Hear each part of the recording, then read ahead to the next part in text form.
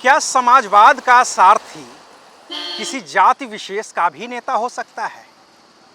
क्या एक कद्दावर समाजवादी अपने उपनाम के जरिए किसी जाति विशेष को अपनी पार्टी में लामबंद कर सकता है? क्या उन्हें वो अपने वोटर में तब्दील कर सकता है? अगर इसका जवाब हाँ में है तो शायद समाजवादी पार्टी के मुखिया अखिलेश यादव फिलवक्त कुछ सही ही कर रहे हैं, क्योंकि अखिलेश यादव कद्दावर समाजवादी नेता जनेश्वर मिश्रा के जरिए, उनके नाम के जरिए या कहिए कि उनके उपनाम के जरिए ब्राह्मणों को समाजवादी पार्टी में लामबंद करने की कोशिश कर रहे हैं। लेकिन क्या उनकी कोशिश कामयाब होगी? क्या ब्राह्मणों का बड़ा तबका जनेश्वर मिश्रा के उपनाम के जरिए समाजवादी पार्टी में लामबंद होगा, या फिर अखिलेश यादव की ये कोशिश थोड़ी नाकाम होगी?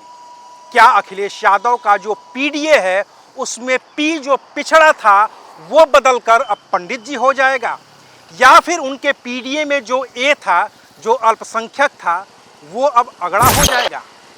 आखिर क्या है जनेश्वर मिश्रा के नाम के जरिए ब्राह्मणों को लामबंद करने की कोशिश, और अखिलेश यादव की इसमें रणनीति क्या है? चलिए आज इसको विस्तार से समझने की कोशिश करते हैं। नमस्कार, मैं हूं अविनाश राय और आप देख रहे हैं 6 टीवी भारत। अगर आप भारत में समाजवाद की अवधारणा को ठीक से समझने की कोशिश करेंगे तो आप पाएंगे कि समाजवाद की जो मूलभूत अवधारणा है वो अंतिम आदमी को न्याय दिलाने की अवधारणा है। वो अवधारणा जाति व्यवस्था के बंधन को तोड़ने की अवधारणा है। वो अवधारणा डॉक्टर राम मनोहर लोहिया की है, जिनकी जाति जल्दी खोजने पर भी नहीं मिलती, क्योंकि उन्होंने कभी भी जातिगत व्यवस्था में यकीन नहीं किया। दूसरी तरफ जनेश्वर मिश्र हैं। उन्हें छोटे लोहिया कहा जाता है क्योंकि वो राम मनोहर लोहिया के अनुयायी थे, उनके करीबी थे, और वो भी उन्हीं के नक्शे कदम पर चलते थे।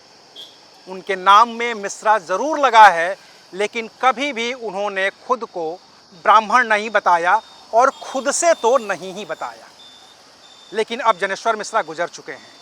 उनकी एक लंबी राजनीति रही है, उनका लंबा राजनीतिक इतिहास रहा है, और उस इतिहास को ही सजोने की जो कवायद है, उसी के तौर पर लखनऊ में जनेश्वर मिश्र जैसा बड़ा पार्क भी है।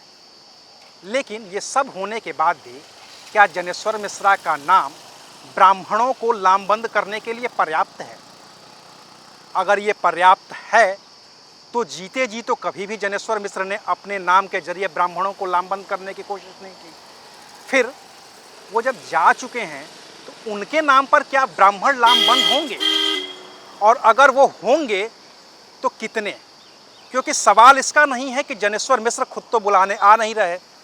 उस नाम के जरिए, उस जाति के जरिए समाजवादी पार्टी में अब तक कोई ऐसा कद्दावर नेता नहीं है जो अपने उपनाम के जरिए ब्राह्मणों को समाजवादी पार्टी में लामबंद कर सके। सबसे वरिष्ठ, सबसे पुराने नेता हैं माता प्रसाद पांडे, लेकिन वो सपा के नेता हैं, समाजवादी पार्टी में हैं, नेता प्रतिपक्ष भी हैं, लेकिन वो ऐसे चेहरे नहीं हैं सपा के जो अकेले खड़े होकर के समाजवादी पार्टी के ब्राह्मणों को लामबंद कर सकें। अभिषेक मिश्र हैं, लेकिन वो नेता से ज़्यादा पढ़े लिखे समाजवादी के तौर पर स्थापित हैं।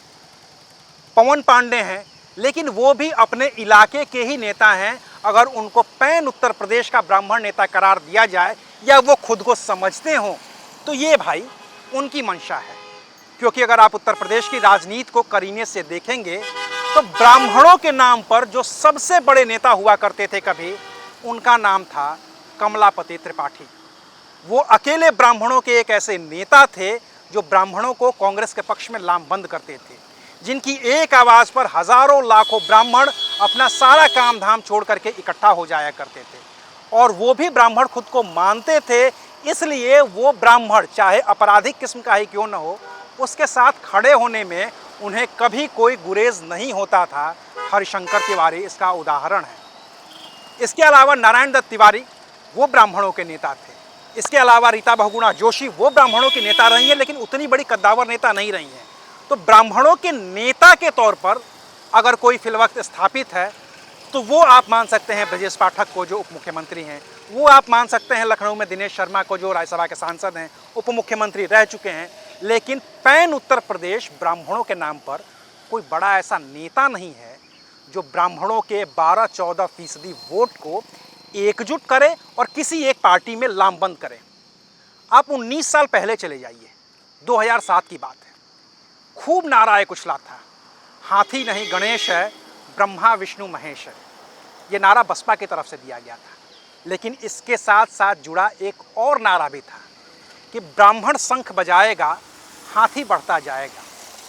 उस वक्त ब्राह्मणों ने शंख बजाया था, हाथी बढ़ता गया था और मुख्यमंत्री रह चुकी मायावती 2007 में इन्हीं ब्राह्मणों के जरिए पहली बार और आखिरी बार पूर्ण बहुमत से उत्तर प्रदेश में अपनी सरकार बना पाई थी। और अब अखिलेश यादव हैं जो ब्राह्मणों को जोड़ने की कवायद कर रहे हैं। उन्हें भरोसा है कि बसपा कमज़ोर हुई है या कहिए कि अपने अंतिम चरण में है, तो वो ब्राह्मणों का वोट समाजवादी पार्टी की तरफ सिर्फ इसलिए शिफ्ट होगा क्योंकि मायावती कमज़ोर हैं और अभी की जो सरकार है, भारतीय जनता पार्टी की जो सरकार है, उस पर ब्राह्मण विरोधी होने के आरोप लग रहे हैं और कहा जा रहा है कि ब्राह्मण दुखी हैं। और इन सबको जोड़ने के लिए समाजवादी पार्टी को नाम कौन सा मिला? जनेश्वर मिश्र का, जिन्होंने जीते जी कभी भी अपने नाम के उपनाम को इस्तेमाल नहीं किया। जनेश्वर मिश्रा कुछ और भी बातें कहते थे। जनेश्वर मिश्रा ये भी कहते थे कि समाजवादियों के लिए संघर्ष ही आखिरी रास्ता है। जनेश्वर मिश्रा ये भी कहते थे कि अगर वो जनता के बीच नहीं जा रहा है, लोगों से मिलजुल नहीं रहा है, सड़क की राजनीति नहीं कर रहा है, तो फिर तो वो समाजवादी है ही नहीं। और अखिलेश यादव ने उनको समाजवादी मानते हुए भी अगर उनके सिर्फ उपनाम का इस्तेमाल किया है और उसके जरिए ब्राह्मणों को लामबंद करने की कोशिश की है, तो 2027 के चुनाव में जो नतीजे होंगे वही बताएंगे कि क्या वाकई जनेश्वर मिश्र सिर्फ एक समाजवादी थे या वो एक ब्राह्मण थे जो समाजवादी भी थे। शुक्रिया, आप देख रहे थे 6 टीवी भारत। मैं था आपके साथ अविनाश राय।